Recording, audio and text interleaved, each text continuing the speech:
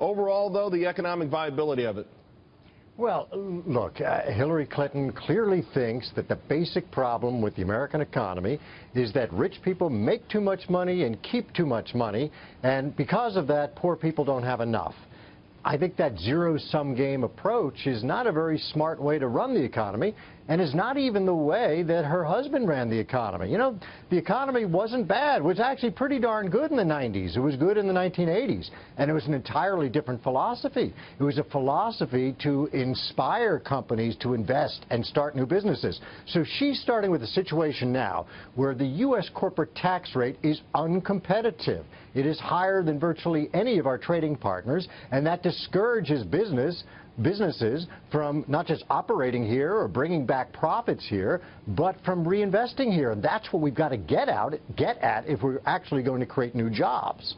You know, I mean, listen, I'm a supply-sider, and I think you and I subscribe to many of the same economic theories. But with respect to winning the election, and also maybe with respect to where the economy has been over the last 40 years, there is a certain trend going on.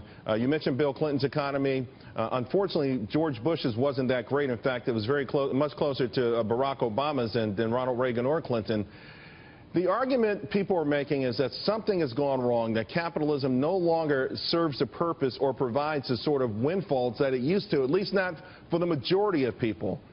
How do you tell a common person that that's not true? And I don't mean common, but someone who doesn't have the economic mindset that you have. Yeah, well, Charles, look, there are social problems and sociological problems, and there are also economic problems. I worry in this country. I'm deeply worried. And in fact, I know you're a fan of my book, The Price of Prosperity. But in that book, I point out that while some worry about an inequality in the distribution of income, I worry about an inequality in the distribution of work ethic. You know, there are millions of Americans who wake up each morning, look in the mirror and say, work, work, a job? It's not really my field. And they file for disability, or they simply stay home. The labor participation rate has been dropping, you know, perilously low. And I think that is not simply a matter of, oh, capitalism is failing us. It really is a question of whether we've lost something in this country. We've lost some grit.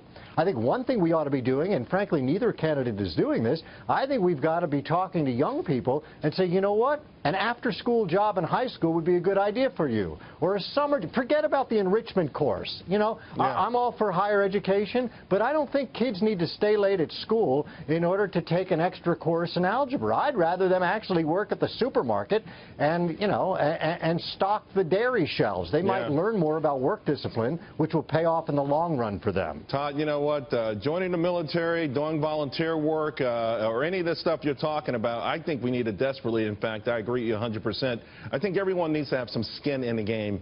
And unfortunately, though, it feels like the pendulum is swinging toward the idea that you're owed something simply because you were born in this country. Todd, thank you very much, buddy. I appreciate it. Good to be with you, Charles.